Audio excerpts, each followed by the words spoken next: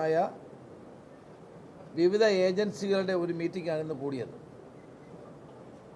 അപ്പോൾ കഴിഞ്ഞ 15 ദിവസമായി കേരളത്തിൽ കേരള പോലീസ്, എക്സൈസ്, ആരോഗ്യ, വിദ്യാഭ്യാസ ഡിപ്പാർട്ട്മെൻറ്റുകളുടെ സഹകരണത്തോടെ വളരെ വിജയകരമായ തോതിൽ ഓപ്പറേഷൻ തുഫാൻ മുന്നോട്ട് കൊണ്ടുപോവുകയാണ്. ഇതിൻ്റെ അടിസ്ഥാനത്തിൽ ഏതാണ്ട് 10 കോടിയിലധികം വരുന്ന നിരോധിത ഡ്രഗ്സ്, 10 കോടി വില പിടിക്കുന്ന അല്ലെങ്കിൽ വിലപിടിപ്പുള്ള മയക്കുമരുന്ന്, നിരോധിത പുകയില ഉൽപ്പന്നങ്ങളെല്ലാമാണ് പിടിച്ചിട്ടുള്ളത്. എൻ്റെ ഒരു കണക്ക് ഞാൻ പറയാം. 2575 കേസുകൾ രജിസ്റ്റർ ചെയ്തു.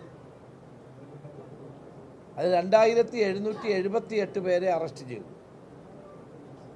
അപ്പോൾ 1.589 kg of MDMA, 146.459 കഞ്ചാവ്,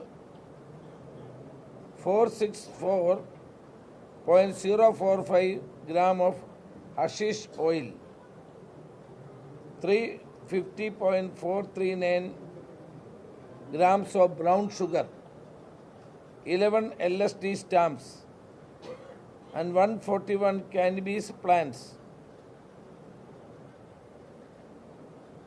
ഇതിനെല്ലാം ഇൻ്റർനാഷണൽ മാർക്കറ്റിൽ വലിയ തോതിലുള്ള വിലയുള്ള നിരോധിത മയക്കുമരുന്ന് ഉൽപ്പന്നങ്ങളാണ് പോലീസ് പിടിച്ചെടുത്തിട്ടുള്ളത്. ഇപ്പോഴതിൻ്റെ പ്രവർത്തനം ശക്തമായി തന്നെ മുന്നോട്ട് പോവുകയാണ്.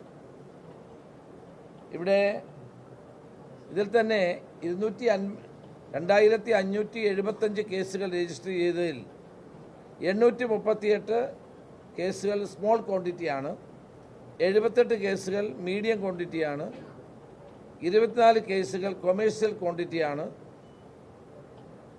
അതോടൊപ്പം തന്നെ NDPS ആക്ടിൻ്റെ കീഴിലുള്ള വിവിധ പ്രൊവിഷൻസ് അനുസരിച്ച് 1204 കേസുകൾ രജിസ്റ്റർ ചെയ്തിട്ടുണ്ട്, കോപ്റ്റ ആക്ട് അനുസരിച്ച്. അപ്പോൾ അതുകൊണ്ട് ഇന്നത്തെ യോഗം എന്ന് പറഞ്ഞത് വിവിധ കേന്ദ്ര ഏജൻസികളുടെ സഹായത്തോടു കൂടി ഈ ഓപ്പറേഷൻ തുഫാൻ്റെ പ്രവർത്തനം കൂടുതൽ ശക്തിപ്പെടുത്താൻ വേണ്ടിയാണ്. അതിൽ IB ഉണ്ടായിരുന്നു, RPF ഉണ്ടായിരുന്നു, അതോടൊപ്പം തന്നെ കേന്ദ്ര സെൻട്രൽ നർക്കോട്ടിക് കൺട്രോൾ ബ്യൂറോയുടെ ഉദ്യോഗസ്ഥന്മാരുണ്ടായിരുന്നു, NDRA ഉണ്ടായിരുന്നു, DRI ഉണ്ടായിരുന്നു, കസ്റ്റംസ് ഉണ്ടായിരുന്നു, കോസ്റ്റ് ഗാർഡിൻ്റെ ഉണ്ടായിരുന്നു, മറൈൻ എൻഫോഴ്സ്മെൻറ്റിൻ്റെ പ്രതിനിധികൾ ഉണ്ടായിരുന്നു. അങ്ങനെ എല്ലാ കേന്ദ്ര ഏജൻസികളുടെ IB ഉണ്ടായിരുന്നു.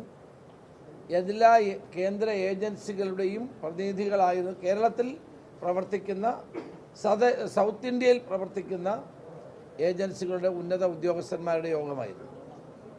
കാരണം ഈ നിരോധിത പുകയില ഉൽപ്പന്നങ്ങളാണെങ്കിലും ഡ്രഗ്സ് ആണെങ്കിലും ഇതെല്ലാം വരുന്നത് കേരളത്തിൻ്റെ അതിർത്തി വിട്ടാണ്. അപ്പോൾ അവയെ നമ്മളെങ്ങനെ ചെക്ക് ചെയ്യാം, ഇതിൻ്റെ സോഴ്സുകളെ എങ്ങനെ കണ്ടെത്താം, അതിനെന്തെല്ലാം മെത്തഡോളജി സ്വീകരിക്കണം, ഈ കാര്യങ്ങളെപ്പറ്റിയാണ് വളരെ വിശദമായി ചർച്ച ചെയ്തത്.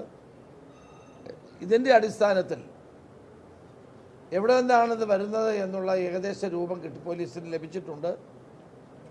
ആ സോഴ്സുകളുടെ അടിസ്ഥാനത്തിൽ അതിൻ്റെ